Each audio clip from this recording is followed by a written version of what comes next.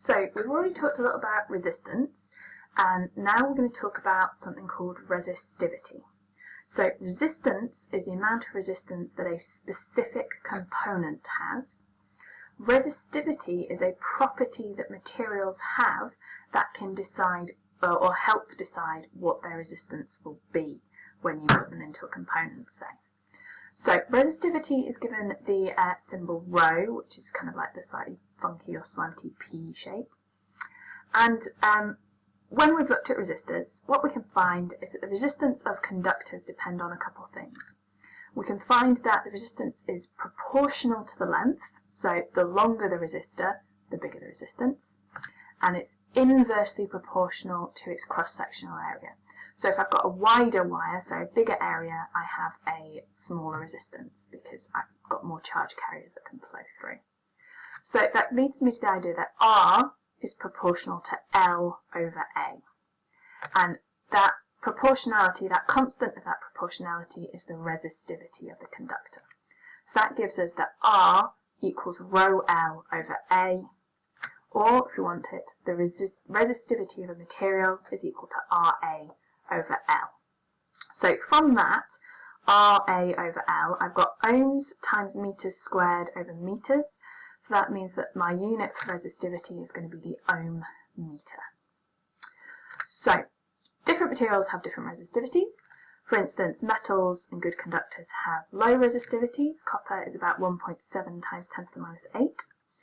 Good insulators have high resistivities, so PVC, for instance, is 1 times 10 to the 14. And semiconductors are somewhere in between, so silicon is around 2.3 times 10 to the 3. It varies, so there's just a list of some to give you some idea of how much we vary by. It is a big range, but you would expect if it's a metal, we're looking at a power of 10 to the minus 8, something in that area. If it's an insulator, it's going to be a positive power. Okay, so that is resistivity, pretty simple, straightforward. Next thing I just want to talk about is something that's really, really cool. The pun is not intended, as you will see in a second. It really is just kind of awesome, this concept. And it's something called superconductivity. Superconductivity is a state where certain materials suddenly have zero resistivity. So if we take a material and we drop it below what's called its critical temperature, and that's different for different materials, typically really cold, so minus 200 degrees C, what we find is that the resistivity just drops to 0. So if the resistivity is 0, that means the resistance is 0. So that means that I don't lose any energy when I make a current flow through this wire. And that is really amazingly useful.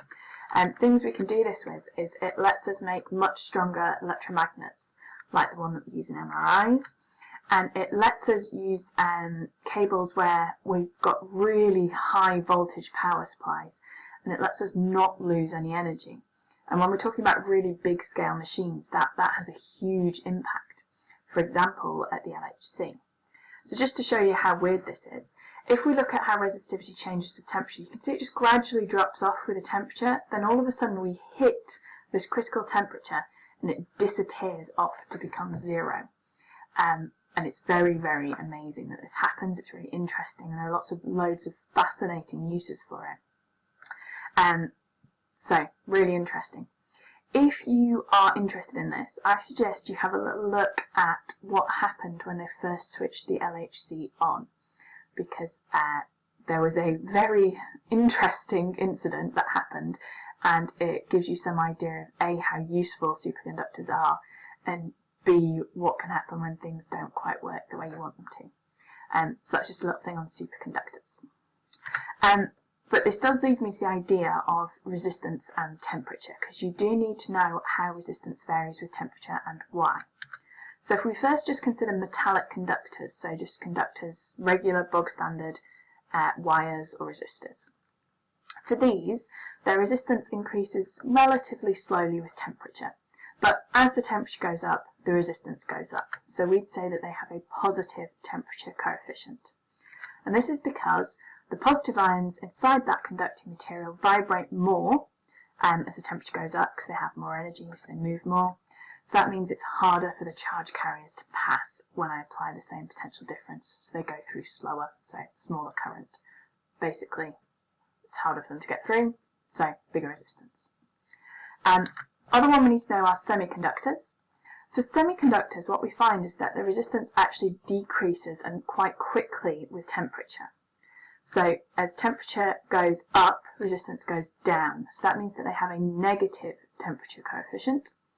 And the reason for that is because as the temperature goes up in a semiconductor, it releases more charge carriers. So we still have the vibrating of the positive ions, but that's more than compensated for by the fact that as the temperature goes up, there's enough energy for more electrons to be released, more charge carriers to be moving around. So semiconductors are basically what are inside thermistors. They are how we can sense temperature changes. Okay, so that is it for resistivity, short and sweet. Remember, any questions? Ask when you see me.